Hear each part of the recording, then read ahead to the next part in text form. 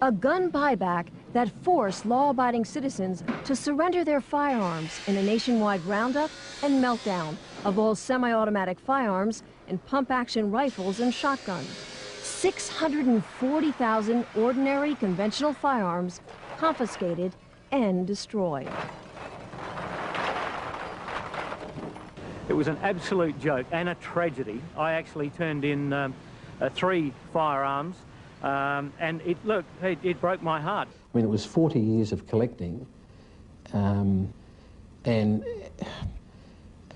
I can't say it any other way than that. I felt sick. I had to hand them in because if I didn't, I was going to jail. There's no ifs or buts about that. By taking that gun away from me, they've stolen something from me.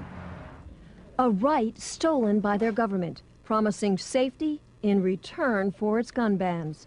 But now citizens know the frightening truth. The cost of lost liberty can be measured in the loss of life. It's become very, very obvious, even to Blind Freddy, that the expenditure of $500 million has done absolutely nothing to reduce crime. It certainly didn't do what the government touted it would do, which was to reduce crime. It hasn't done that at all. In fact, there's been more. This has been a lot of bull and hasn't really done much to help society and with its problems. Cold, hard facts the anti-gun forces can no longer escape. Armed robberies have skyrocketed, up 69%. Assaults involving guns rose 28%. Gun murders increased 19%. And a new phenomenon, home invasions jumped 21%. An increase politicians insist they can't explain because they're still trying to legally define what a home invasion is and what the penalty should be. Part of the difficulty is that there is no clear definition of home invasion in the law. Never cease to be amazed at the ingenuity of lawyers. If the politicians want a pay rise, boom, that's done in 20 minutes. But to define home invasion, what a joke. I have no trouble at all in defining what a home invasion is. I think if someone sets their foot inside your door uninvited, they are invading your home and your privacy. And victims who have survived home invasions don't need a definition. They've lived through hours of terror. Arthur Field was tied up, his hands and feet taped, his phone lines cut, while 2 robbers ransacked his house. And they jumped on me and knelt on my chest and grabbed me around the throat because I immediately started calling out, "Help." I don't know how many men, they start smashing the windows. There was a lot of glass shattering, a lot of noise outside, and I stood in the kitchen, I was trembling. The Zawadzkis remember thugs running through their home, demanding money and threatening to kill them. Mr. Zawadzki says if he had a firearm, the suspects never would have gotten away. Do you will stand, waiting till you get killed? Or you will defend yourself? Tell me true, you will defend yourself. Scars that never heal, citizens left powerless. But it's criminals who have been empowered and emboldened by the new gun laws because the innocent can't fight back. What's happening today is that the offender, the bad guys, are happy to break into somebody's house. They're not frightened to break into somebody's house while they're at home. Citizens denied the right to protect themselves by a justice system that won't. Well, my opinion of the legal system here is it's absolutely weak. Weak as water. I mean, it's because they've just got no backbone. That the sentencing for various crimes is just pathetic.